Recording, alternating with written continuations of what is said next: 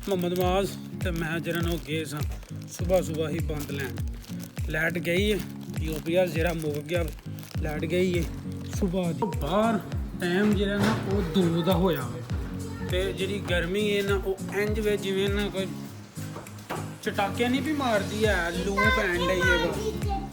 ਲੂ ਪੈਣ ਡਈ ਤੇ ਮੈਂ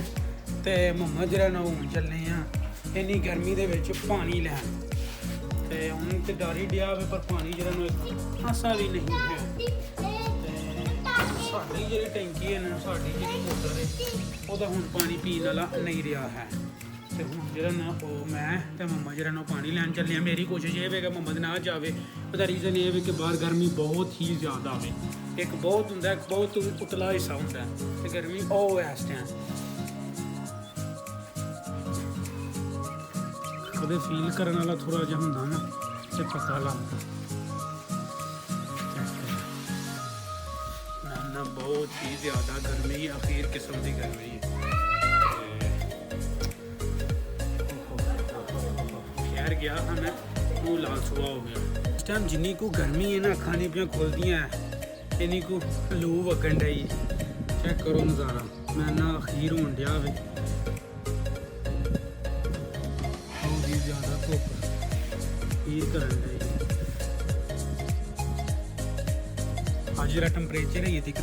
ਟਾਈਮ ਜਿਹੜਾ ਕੋਈ 3:30 ਦਾ ਹੋ ਗਿਆ ਵੇ ਤੇ ਟੈਂਪਰੇਚਰ ਜਿਹੜਾ ਵੀ ਉਹ 42 ਦਾ ਅਖੀਰ ਗਰਮੀ ਪੈਣ ਡਈ ਹੈ ਮੈਂ ਕੋਠੇ ਤੇ ਸਿਰਫ ਔਰ ਸਿਰਫ ਜਿਹੜਾ ਨਾ ਵੀਡੀਓ ਸ਼ੂਟ ਕਰਨ ਵਾਸਤੇ ਆਇਆ ਹਾਂ ਕਿ ਕਿੰਨੀ ਗਰਮੀ ਲੱਗਣ ਡਈ ਹੈ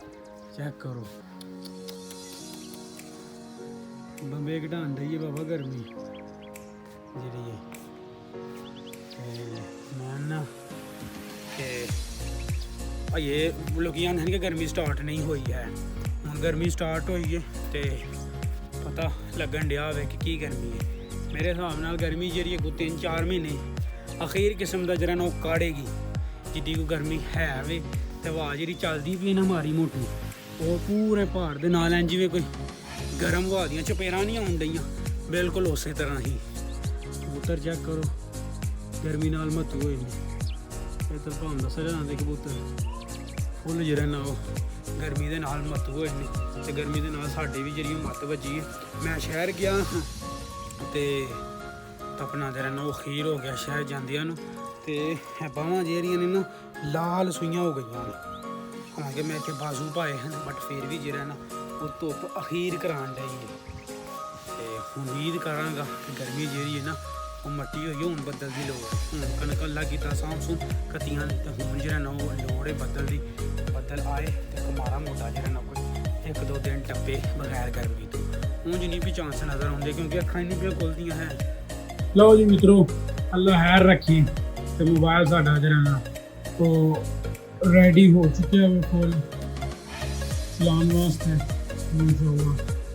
ਇਹਦਾ ਜਿਹੜਾ ਕੈਮਰਾ ਵੇ ਨਾ ਉਹ ਮੈਂ ਬੰਦ ਹੈ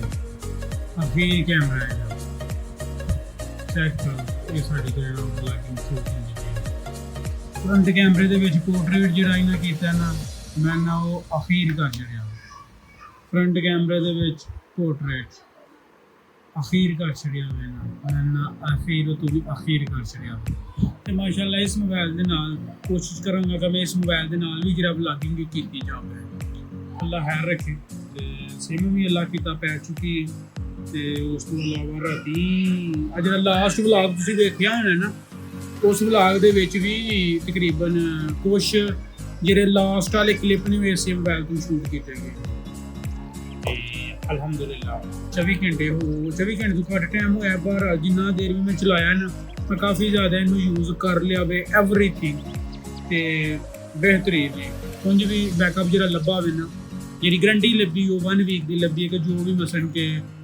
ਬਿੱਲ ਦੇ ਉੱਤੇ ਜੋ ਚੀਜ਼ ਲਿਖੀ ਹੈ ਅਗਰ ਉਹਦੇ ਤੋਂ ਇਲਾਵਾ ਕੋਈ ਹੋਰ ਚੀਜ਼ ਵੀ ਹੋਈ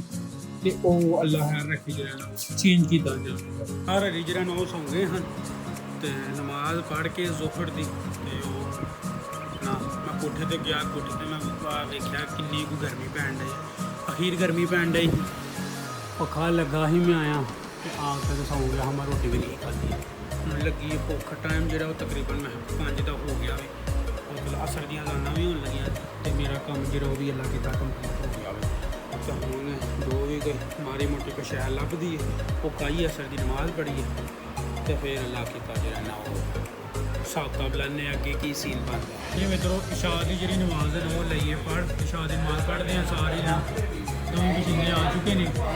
ਅਸੀਂ ਜਿਹੜਾ ਆ ਚੁੱਕੇ ਹਾਂ ਰੋਮਨ ਦਾਲਿਆਂ ਕੋਲ ਜ਼ਿੰਗਰ 버ਗਰ ਖਾਣ ਬੜੀ ਦੇਰ ਹੋਈ ਜ਼ਿੰਗਰ 버ਗਰ ਖਾਦਿਆਂ ਜ਼ਿੰਗਰ 버ਗਰ ਖਾਣ ਲੱਗਿਆ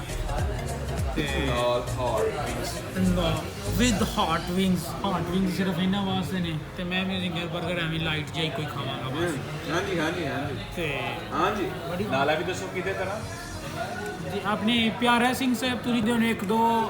ਨਾ ਸਾਡੇ ਵਲੌਗ ਦੇ ਵਿੱਚ ਆਏ ਨੇ ਤੁਸੀਂ ਉਹਨਾਂ ਨੂੰ ਜਾਣਦੇ ਹੋਣੇ ਹੋ ਤੇ ਆਪਣਾ ਨਾ ਉਹਨਾਂ ਵਾਂਗ ਅਸੀਂ ਤੁਹਾਨੂੰ ਨਾ ਦੱਸਾਂਗੇ ਕਿ ਕਿਵੇਂ ਖਾਈਦੇ। ਜ਼ਿੰਗਰ 버ਗਰ खाने का असल तरीका विद प्यारा जी की याद में प्यारा जी के तरीक़ोकार में क्योंकि सिर्फ फराज भाई बात कैसे एक दो ही चेक करांगे ਨਾ ਨਾ ਨਾ चलो दो तीन चेक कर लांगे ਨਾ ਤੇ ਸਾਡੇ ਜ਼ਿੰਗਰ 버ਗਰ ਮਿਲਦੇ ਨੇ ਅਸੀਂ ਖਾਵਾਂਗੇ ਜ਼ਿੰਗਰ 버ਗਰ ਆ ਚੁੱਕੇ ਨੇ ਸਭ ਦਾ ਆਪਣੀ ਆਪਣੀ ਪਲੇਟ ਜਿਹੜਾ ਜ਼ਿੰਗਰ 버ਗਰ ਹੋ ਗਿਆ ਇੱਕ ਮਿੰਟ ਟਿਸ਼ੂ ਲੈ